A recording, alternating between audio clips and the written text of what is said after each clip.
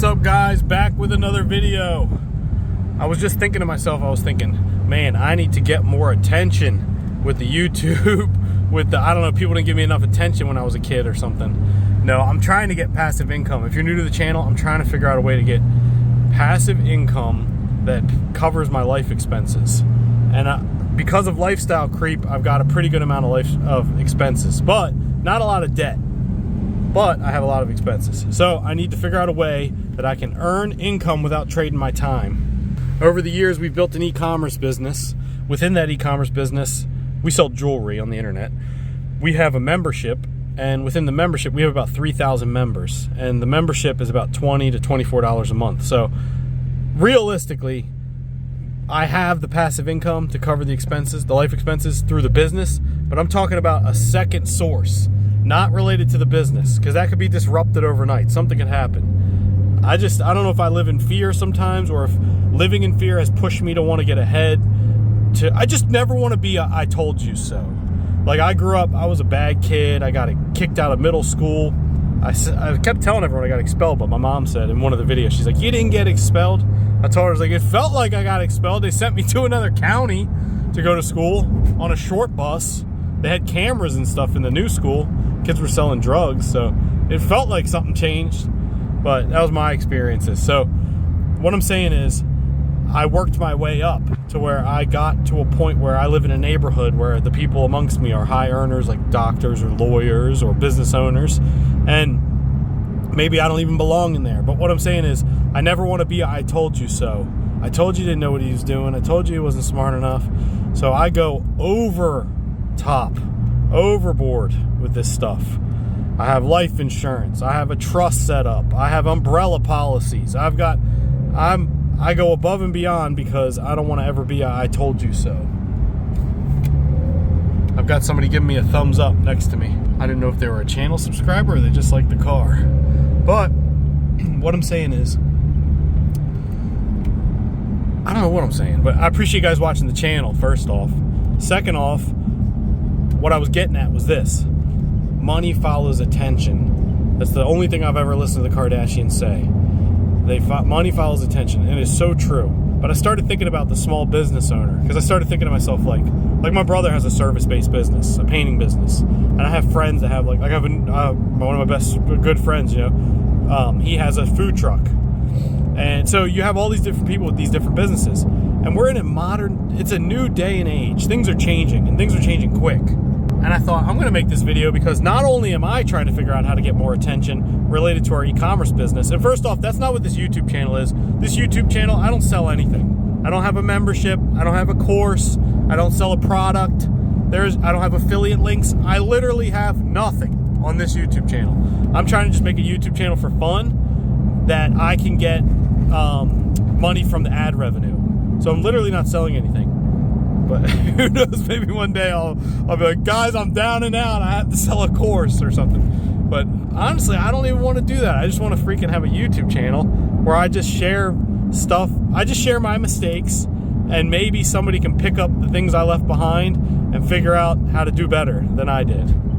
But I thought, why not come on here instead of, because I'm thinking while I'm driving to a Starbucks to work on my laptop to figure out why today my business is negative $440 in Triple Whale, which is the software I use to measure my net profit in real time. So I'm thinking to myself, man, money follows attention, dude. I'm like, I am doing the wrong things. And I started thinking to myself, man, I might as well just think out loud because somebody could benefit from it. I've been advertising on Facebook and Google AdWords since 2011 to 2013. I was on Google, well, not Google AdWords around then. I think I was actually after, but Facebook ads realistically 2013. Right around when it first started, I started advertising on Facebook. When you had to put the pixel on every website page. Now it's just click, click, click. But I started thinking about the common small business owner. Like the guy, it could literally be anything. You could be watching this and you own a dentist office. Like, have you ever thought about just picking up your phone and literally creating like a TikTok account or an Instagram account or a YouTube channel, YouTube Shorts related to your business? Have you ever thought to yourself, man, what would happen if I'm a food caterer and I literally create like a TV show? This is the first time in history we can create our own TV shows. Like, there's no barrier to entry. I'm literally creating my own TV show on YouTube. And if I want, I can take it to other platforms in short form or whatever you want to do. But I'm saying this is the first time in history you have that ability. It's like a digital land grab. Like, you could literally be on... What would happen to West Stone granite countertops if they literally made 5 to 10 videos a day showing them cutting their granite, installing their granite? What would happen if they did that? What would happen if they did it on TikTok, Instagram, Pinterest? Like, but each platform has its own. You have to learn the platform, so you want to make sure you have the right ratios of the images and figure out the best practices for each platform. But I'm just saying, at a bird's eye view, what would happen if you were to do that on all those platforms? You create a system and a process, like all the other systems and processes you have in your business, and you post on there 5 to 10 times a day, and you tag this area. You don't even tag this area. You tag maybe 30 minutes south, 30 minutes north. And you don't just tag the area. You tag specific places that the watering holes of the people you know would want to have your product. That's what you tag. Like, you tag the freaking polo club or whatever it is. So the people that have money and are... You tag a golf resort. You see what I'm saying? You could literally have your granite countertop video pop up inside of the golf course location videos. People are like, what in the hell is this?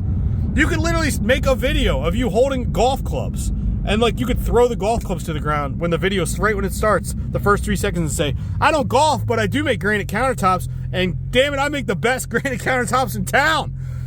Do you see what I'm saying? Like, what would happen if you did 10 of those videos every single day, and you just were just dropping, you were just literally kicking the door down to these locations.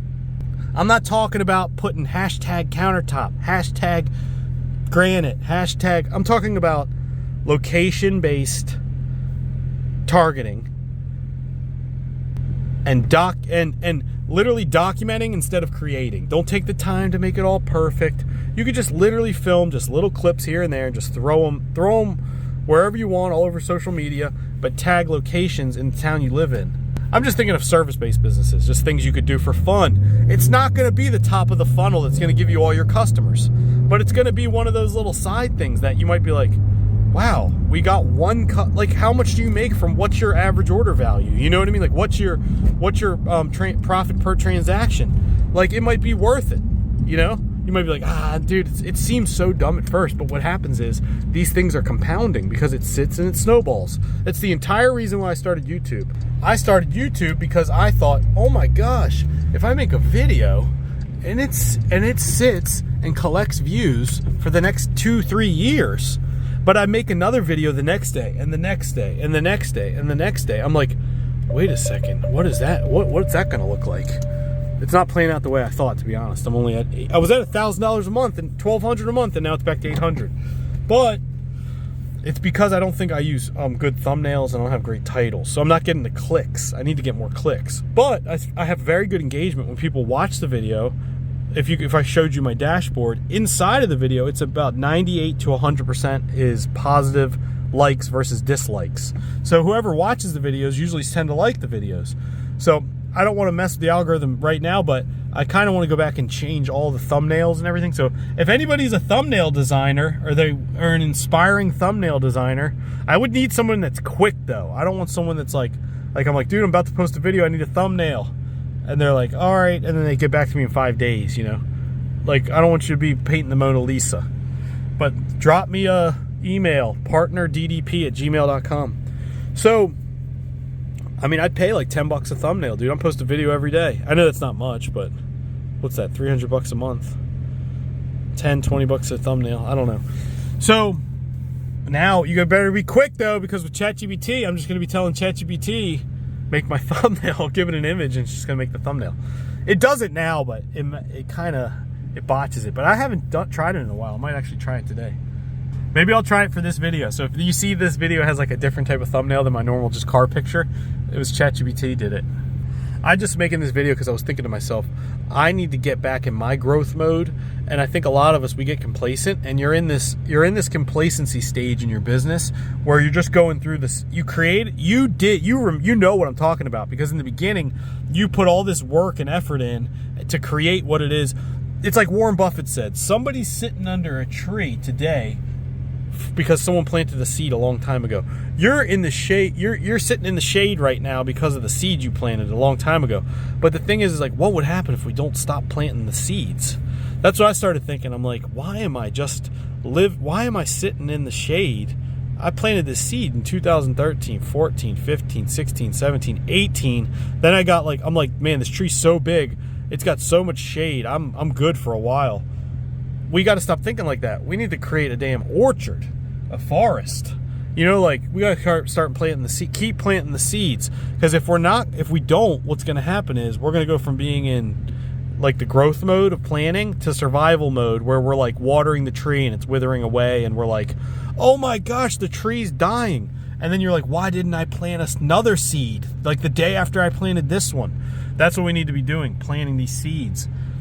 I just figured I'd make this video because I'm just like, you know, like Tupac said, the thoughts of a madman, evil dream. No, I'm just joking. I'm saying, I'm letting you like in my mind. Like, I don't know what Tupac said. You know what he said? Like, necessary thoughts of a madman, evil lurks in the dark or something. I can't remember what Tupac said, but it didn't make sense. But subscribe to the channel. I'll see you on the next video. Ooh. All right. Woo. This is light work.